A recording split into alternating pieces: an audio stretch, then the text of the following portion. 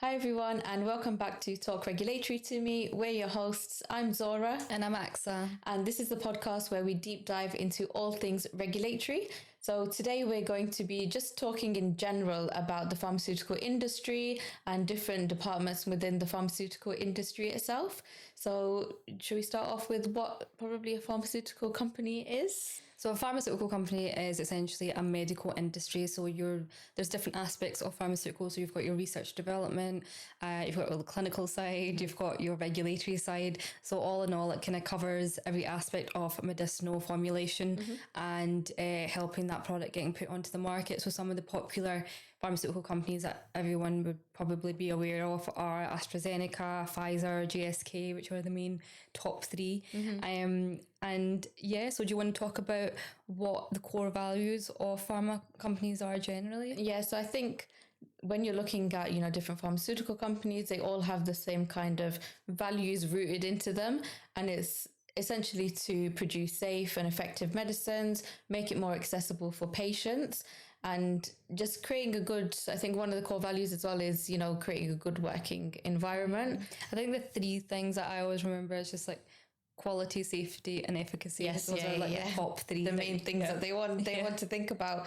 And I think, when some people think about the pharmaceutical industry, some people think about it as a money-making scheme. And, you hear about all of these things like the pharmaceutical companies have the cure for cancer, they have the cure for everything, but they're gatekeeping it to keep all the money, and they just want to make, millions of pounds, millions of dollars, millions of euros, anything out of it. I mean, there's partial truth to that. Let's not lie. I'm joking.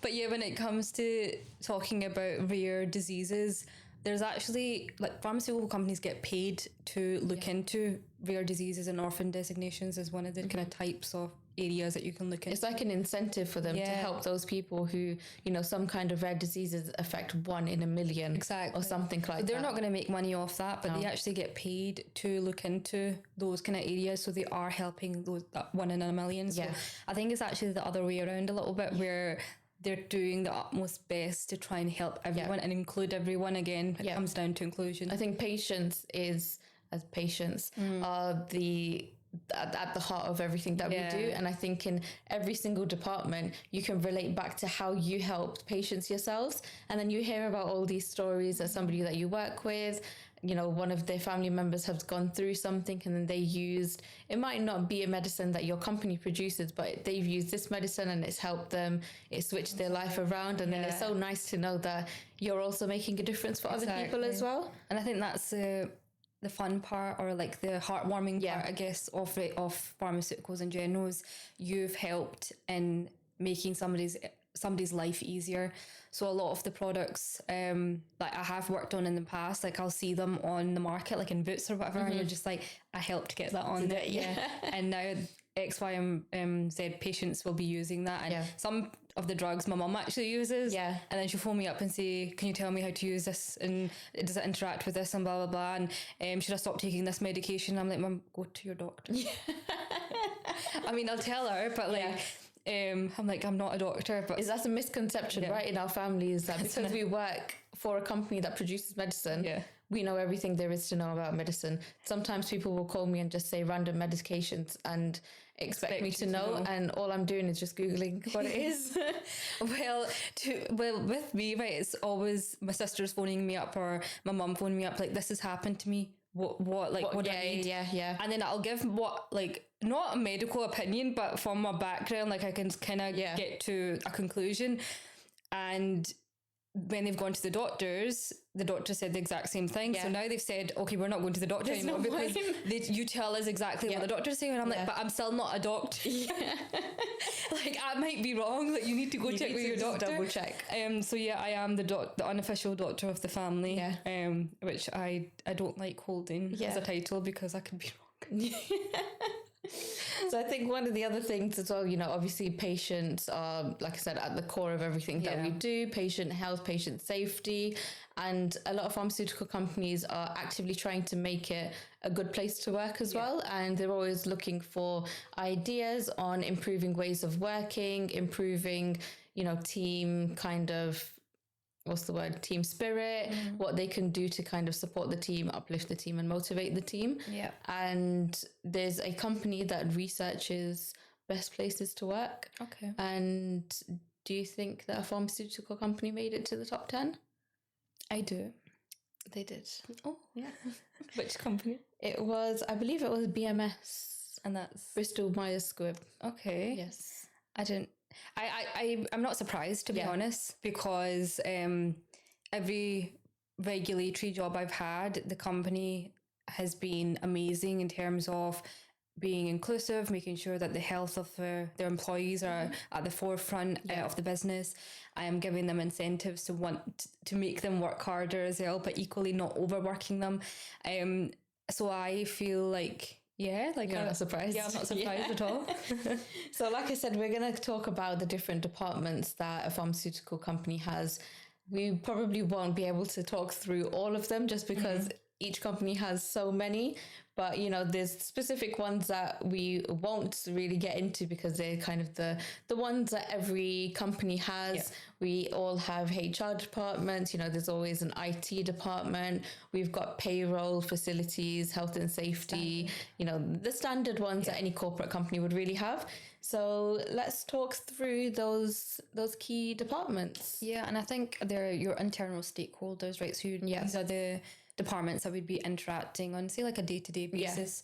So I'll start off with research and development. So this is essentially where the magic happens in terms of like drug discovery. Where it all starts. Yeah, so they'll have an idea or they'll have a compound or whatever it is, and this is where the development comes in, and they'll develop the medicinal product to a point where they've got a final formulation, and then with that formulation, then they'll take that to the manufacturing site.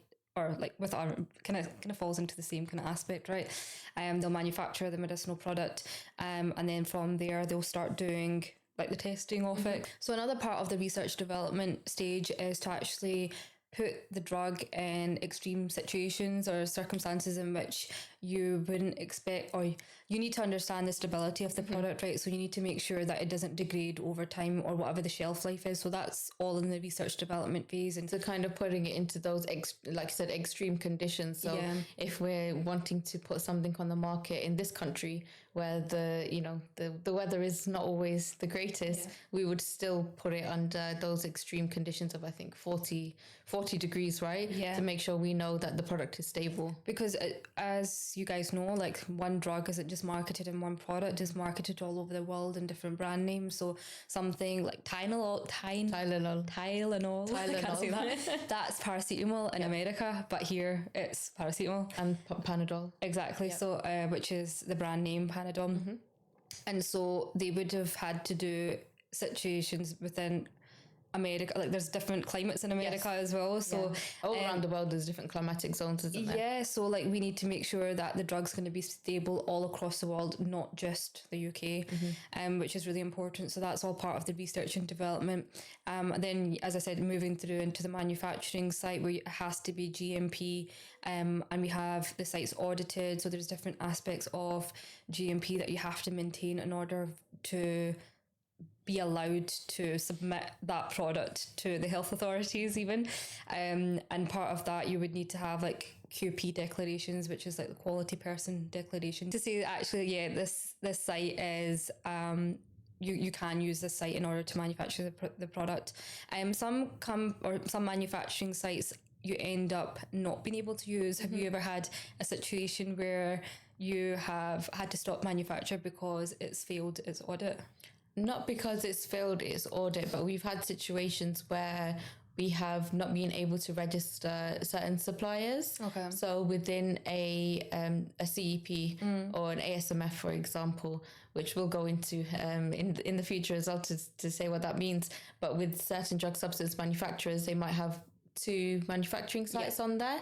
And when it comes to kind of preparing the submission, the second site doesn't have an audit or hasn't been audited yet. So then we're not able to register that because we don't have an audit. The QP can't sign that the material that's coming from that site is being made to made in a GMP kind of facility, so we don't register those sites where we don't have the audit. That needs to be removed from the dossier. That needs to, but we don't include it from the beginning. And I think it's also important to mention that if you don't have a QP declaration, so an audit of all of these manufacturing sites, active substance manufacturing sites, then your procedure can't end positively either. So it's an important thing. Very important. Yeah, I've actually had an instance where they didn't have, or they failed the audit, and so they couldn't manufacture anymore portraying GMP.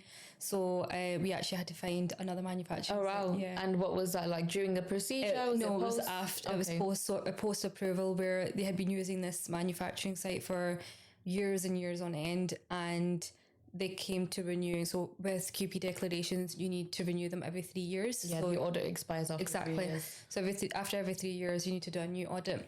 And so their time for auditing had come up, and they failed inspection, which meant they couldn't classify themselves as GMP unless they fixed X, Y, and Z, and they didn't have the facilities to do that. Oh, so they couldn't fix all the CAPAs. Exactly, and so they had to cease existence essentially. Wow, okay, yeah.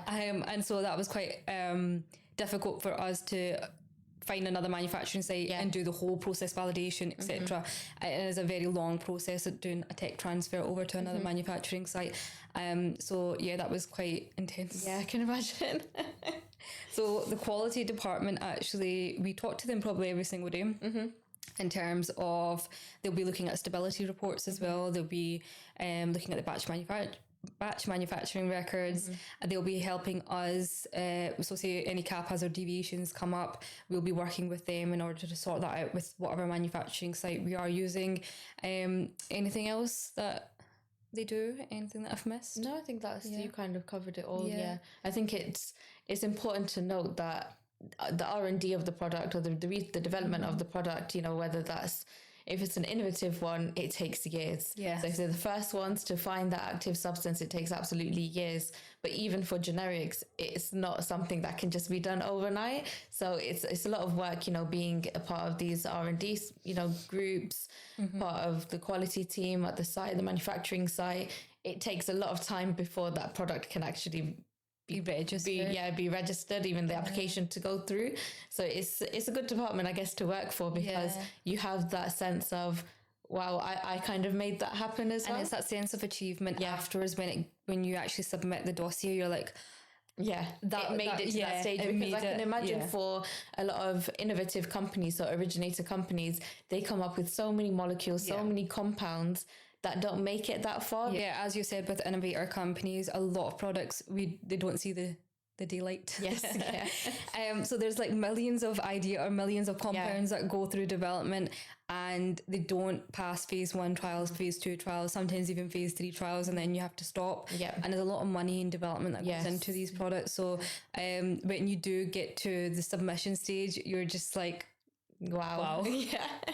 And it's exciting, like you just get a little dopamine buzz. I can imagine a lot of people in R&D feel like that. So those, like, let's separate them out so we don't merge them in. So you've got R&D, you've got manufacturing site, and then you've got quality. So those are the 3 main departments from the start of production. And one thing I'll also mention about quality is you need the QP to release the batches as well, so they need to sign them off. So you aren't able to just manufacture batches and then that's it, off they go. They need to be QP released.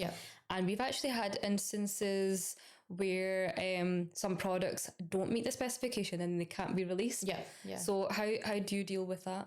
So I guess in those situations where the product doesn't meet the set specification, it's kind of an investigation that comes up when there's out of spec results. And so so it triggers an investigation, and we look into what was it, why it happened, what went wrong. And then if needed, then we need to submit a variation. Obviously that batch can't be released onto the market. And if somehow it was released onto the market for whatever reason, it would be the QP's responsibility, because they are the qualified person who signs off. And there was a recent recall that I've spoken about on Talk Regulatory TikTok, where paracetamol was recently recalled. And that was a major fail for the quality department. And I think it was another product that was actually inside the blisters? No. So I think it had stated aspirin on it, But inside the blister, it was paracetamol. correct. Yeah, so I think on the outer carton it said paracetamol. The inner product, the medicinal product, was paracetamol, but on the blister pack it said aspirin. Okay, Now these go through check after check after check. Yeah. So from a regulatory perspective, this is a major fail as well, and it's quite interesting to see how they will rectify this. There's nothing that's come out yet about what they've done to rectify this situation, but from when I read the report, I was shocked because it goes, so regulatory approval, it goes through Artworks approval, then it goes through the health authority approval, and because you're showing the blister as well, so it means that all of that must have said paracetamol on it, but when they came to the manufacturing, that's where the error came from. And I did see a couple of comments from people, you know, on Boots had posted it on LinkedIn, for example, and there was a couple of people commenting on what they think went wrong. Okay. And what some people had said was maybe that the manufacturing line that was used, or the packaging line that was used, was for aspirin before. That makes sense. And there was some kind of the foil that was kind of not left over, but that was remaining on the line. They didn't change it, and they don't think that it would have impacted the whole batch. Of course, we don't know that if it did or if it didn't. But what people were saying online was maybe it was just I mean, that's what it sounds likely to be, because it wouldn't have passed. The regulator would have picked up, like MHRA would have picked this up if it went in submission. Yeah, no, I don't think it wasn't a submission. It was more so a manufacturing error, I think. But then that goes to show, this is a GMP environment. Why was it not regulated? Like that, it's scary as well, because you're expecting your medicine to be properly manufactured, and if that was aspirin inside it, what would have been the cause, what would have been the impact to patients? Because the interactions with other drugs, if you're on aspirin, a lot of people aren't allowed to take aspirin for various reasons, so it was a jump scare for patients as well, like, oh my god, have I taken aspirin when I shouldn't have? And then it's a matter of running to hospital to check to see you're all right. So and I know, and this has happened before, where they've actually put the wrong medication in. So I think it's important to highlight how important quality as a department is, and just double, triple checking everything. I think I've heard of an example, I can't remember exactly what company it was, where it was a contraception pill, and where they have it was a contraceptive pill, but where they have like the 7-day break, where they have like a placebo, and it wasn't the placebo, it was actually the medication. So I don't think it's uncommon, but I don't think it should be happening. No, not at all. No. Especially, I think, how heavily regulated, how heavily regulated the environment is right now. Yeah. There's no exceptions. No, especially for medicines. No, there shouldn't be any mistakes. But Zora, do you want to talk about some other departments that we might have interactions with? Yes, so in other departments, one other one is clinical. So the clinical team are responsible for making sure that the product that's placed onto the market and the product that we're registering is actually safe for human consumption, and they prepare protocols for clinical trials, clinical studies, for when we're talking about generics bioequivalent studies as well. And they're the ones who are responsible for the study at the end of the day. The study report, looking at if we have to do any drug-drug interaction studies, if the study needs to be conducted in healthy volunteers, in sick volunteers, if it needs to be conducted fasted or fed with the patients. The clinical team are responsible for all of that. You know, something interesting, sorry to cut you in, right. But do you know a lot of clinical studies are done on men? Did you know that? I have seen something in Grey's Anatomy where they were talking about Parkinson's disease, and that a lot of the research has been done in, not men, it was male rats. Because putting female rats into that kind of environment, it kind of changes the environment a bit. I don't know how true that is, because it was just from Grey's Anatomy. No, so I read a study where pretty much all medication, so all clinical trials are done on men, and so do you know how there's obviously some side effects? Yeah. Oh, the side effects listed in the pill. A lot of them are different to women, or they're not stated for women because they were never performed on women or women, animals, whatever it is.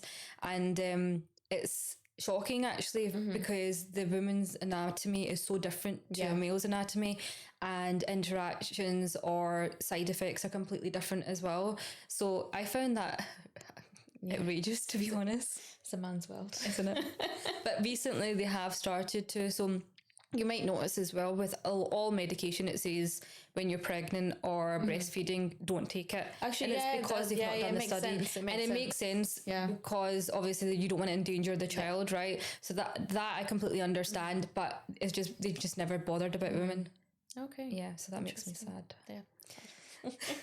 And I think another department that kind of goes with, you know, the clinical department is pharmacovigilance as well.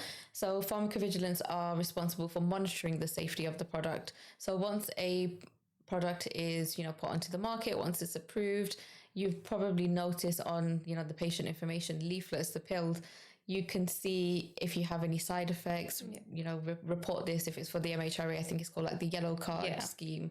And depending on what country you're in, you would have something similar in your texts. And it's where you can go online to your authorities and your agencies and actually say what your side effect was. And you can also report it directly to the companies as well. And, you know, you need to give them some information on what your name is, what medication you've been taking, if you've taken any other medications as well, and what the side effect was. And that helps monitor the side effects. And then in the future, you know, those can be taken into consideration for putting them onto the patient information leaflet if they weren't already there, if it was like a new side effect. So I think that's a really important, important department because they're the ones that are monitoring it post-approval. And if there's some side effects that didn't come up in the clinical trials, we need to know about them to make other people aware as well. So that kind of ties in about me talking about women there. Yes. Women will be obviously taking the medication and then they'll end up reporting side effects as well as different races, different demographics, because not all races as well are in clinical trials. Yes, they try and target all the audience that they can do or what they find is relevant. And I guess it depends what country they're holding the clinical trials in exactly, whereas in sometimes you don't end up testing on a specific demographic, and so the information that we get back from the patients is really valuable to helping us perfect the medicine and even help identify the side effects. And I think there's been changes to pills where somebody's coming back and said, actually, I've been experiencing this side effect, and then we'll look into it a little bit more. Maybe more trials will need to be done. And then the pill is updated. And it's gathering information from other companies that sell the same product as well, if it's like a generic. Exactly. And I think with pharmacovigilance as well, it kind of comes under the phase 4 trial, right? So clinical trials don't end at phase 3. It kind of goes beyond that, as Zora mentioned. It's post-approval marketing, so post-marketing experience, isn't it? Exactly. So it comes under phase 4, which goes on forever. And I think it is, you know, it's really important if you do have a side effect that's not listed to report that. And there was one thing that I can think of is during COVID, when the vaccine was produced, you know, I saw a lot of people talking about the fact that their menstrual cycle was late after they had the injection, and how I can't remember exactly how it was impacted, but they were like either missing a cycle or it delayed it by quite a bit. And, you know, that's a side effect. A side effect is something important to report. Do you think the jab was tested on women?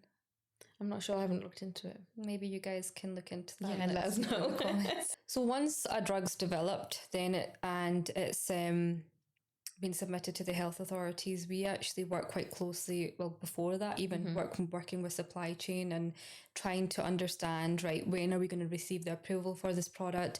When will it need to when will we need to release it onto the market? Do we have enough batches? So if it is an innovative product, that will be the first time it ever hits the market, right? Whereas with generics, you're on a tight timeline because as soon as a patent expires for the innovator product, you want to be the next day, or literally as soon as you can is normally the next day. Day one launch, you need to be submitting. So you need to work backwards to actually understand when you need to order all the products for, when the artworks need to be printed, all of that jazz. So this is what we do, and speak to supply who coordinate with the CMOs and the manufacturing sites when they print out the labels, because that normally takes a bit of time. So some companies are quick. Other companies, you need like 4 or 5 months in advance to allow them to set up the manufacturing strip even. And so we work with supply daily, I guess, as well, to coordinate all that. And it comes down to obviously implementing. So that's a key word, I guess, that we use quite a lot, the implementation of the product. So even with variations, like if you've got an artwork change, so artwork is essentially the carton, the label, and the pill.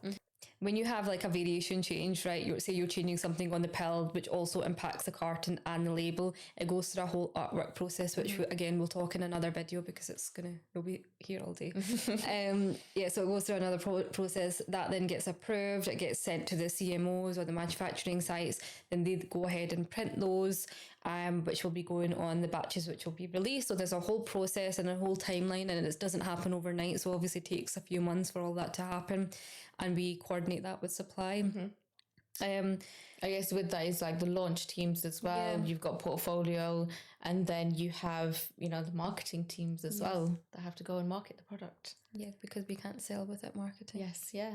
And there's specific guidelines for marketing as well. You can't just say this is the best drug in the world, it's going to cure all of your diseases. There's specific claims that can or cannot be made on medicines, and that kind of ties into, we'll do a session on this as well with cosmetics, or like supplements, where there's some claims that can or cannot be made.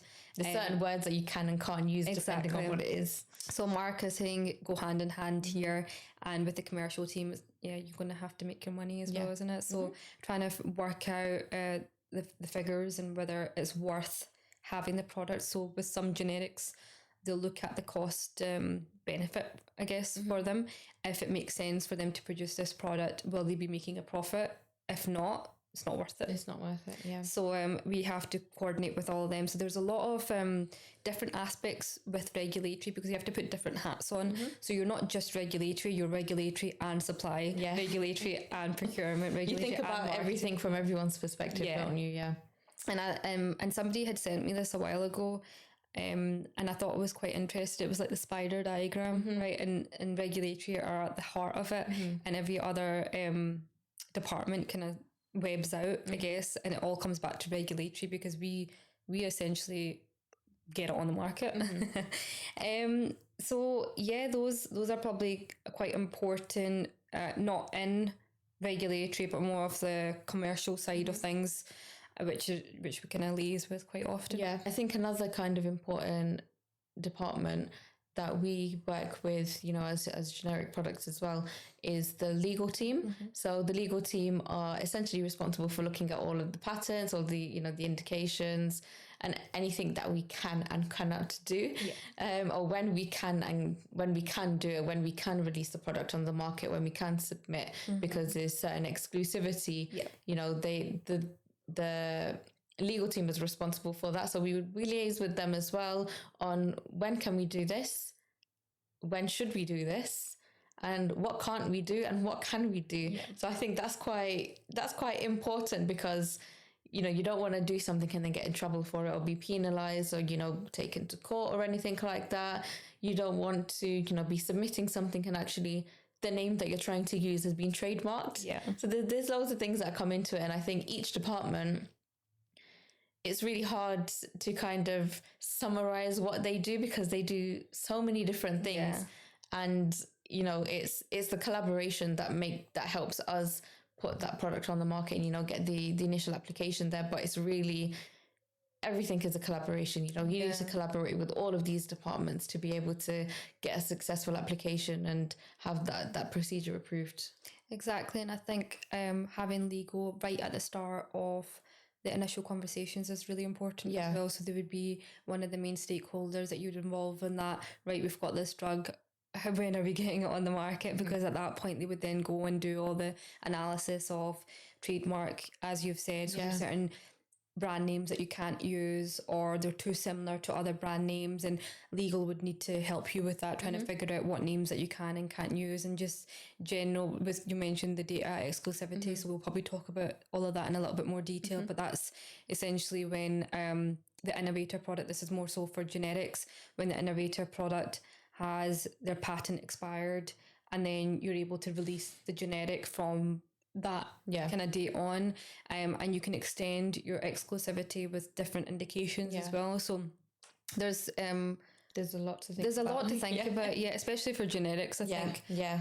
I guess equally for, innovator companies as well, it's just as hard. Well, it's harder for them, isn't it? They're the ones that come up with the product in the first place, come up with all the names and anything like that. And then a little generic comes in and But then the legal team on an innovative side works hard to try and make sure everything. And also to make sure that no other company is infringing on their patents. Yes. So that's quite important as well for the innovators to make sure that anything that's on the market doesn't infringe on the patents that they have registered. Yeah. So equally as important. I know. Yeah.